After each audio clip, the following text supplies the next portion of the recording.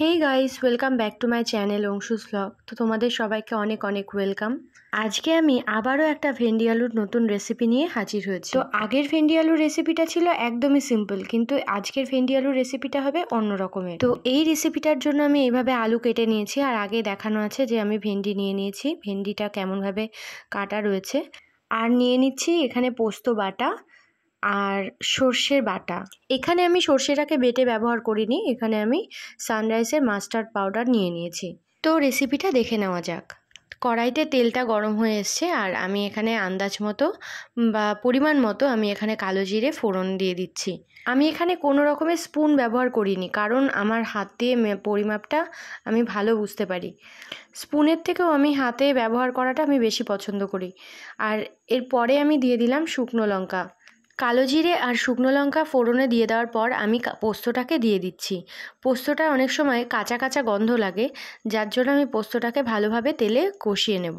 পোস্ত নামটা থেকে মনে পড়ে গেল, আমার কিন্তু পোস্ত সিনেমাটা কিন্তু খুব ভালো লেগেছে, আর পোস্তর তরকারিও আমার কিন্তু খুব ভালো লাগে খেতে। যে কোনো ধরনের পোস্তর তরকারি আমার কিন্তু খুবই ভালো লাগে খেতে। তো মূল টপিকে ফিরে আসা যাক। এরপরে আমি পোস্ত দেওয়ার পরে কড়াইতে হালকা করে নাড়াচাড়া করে নেব, যাতে তেলের মধ্যে একটু ভালোভাবে ভাজা ভাজাটা হয়ে যায়। এতে পোস্তর যে কাঁচা একটা গন্ধ ফ্লেভার থেকে যায়, সেটাকে আমরা পাবো না, এবং টেস্টেও অসাধারণ হবে। এরপরে আমি দিয়ে দেব কুটে রাখা ভেন্ডি। ভেন্ডিটাকে আগে থেকে ভেজেও রাখা যায় হালকা, আবার কাঁচাও দিয়ে দেওয়া যায়। আমি এখানে ভেজে না রেখে কাঁচা ভেন্ডিটাকে আমি রান্না করছি। এরপরে আমি কুটে রাখা আলুগুলোকে দিয়ে দেব। তারপরে আলু আর ভেন্ডি সহ আমি নাড়াচাড়া করে নেব, যাতে মশলাটা মানে পোস্তটা ভালোভাবে তরকারির মধ্যে মিশে যায়, সবজির মধ্যে যাতে মিশে যায় ভালোভাবে। এরপরে আমি হাফ চামচ হলুদ গুঁড়ো দিয়ে দেব। তারপরে তরকারিটাকে ভালোভাবে নাড়াচাড়া করে নেব।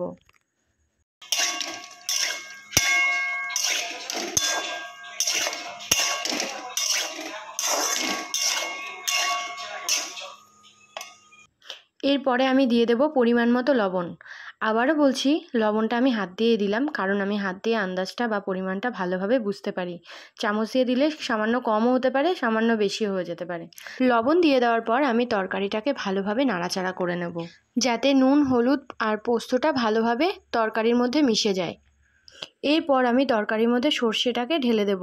এখানে সর্ষের পাউডার নিয়েছিলাম, আমি সর্ষের পাউডার আগে থেকে জলে গুলিয়ে রেখেছিলাম। আপনারা সর্ষের পাউডারের বদলে দানা সর্ষে বেটে আপনারা ব্যবহার করতে পারেন, এটা অপশনাল। সর্ষেটা দিয়ে দেওয়ার পরে আমি ভালো করে তরকারিটাকে নাড়াচাড়া করে নেব।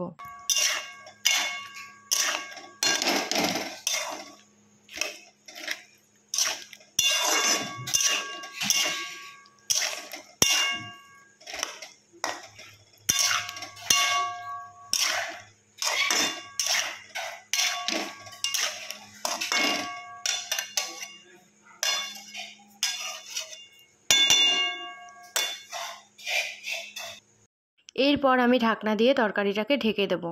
মোটামুটি 5 থেকে 7 মিনিট তরকারিটাকে আমি ঢেকে রাখবো, যাতে তরকারির মধ্যে মশলাটা ভালোভাবে মজে যায়। ঢাকনাটা তুলে নেওয়ার পরে তোমরা দেখতেই পাচ্ছ যে কীরকম সুন্দর একটা রং এসছে। এরপরে আমি 1.5 গ্লাস মতো জল দিয়ে দেব। এখানে তরকারিটাকে আমি একটু সামান্য ঝোল ঝোল মতো রাখছি।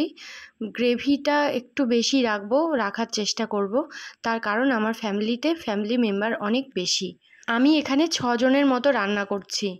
জল ঢেলে দেওয়ার পরে আমি এখানে আঁচটাকে বাড়িয়ে নেব। এখানে তোমরা দেখতেই পাচ্ছ এখানে হাই ফ্লেমে রয়েছে।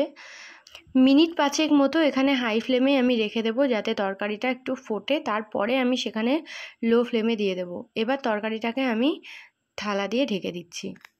মোটামুটি 10 মিনিট মতো হাই ফ্লেমে এবং মিডিয়াম লো ফ্লেমে দেওয়ার পরে তরকারিটা হয়ে গেছে। তোমরা দেখতেই পাচ্ছ একটা সুন্দর পোস্তর একটা সাদা রং এবং সর্ষের একটা হালকা হলুদ রং এসছে।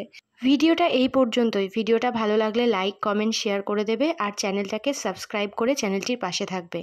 ধন্যবাদ।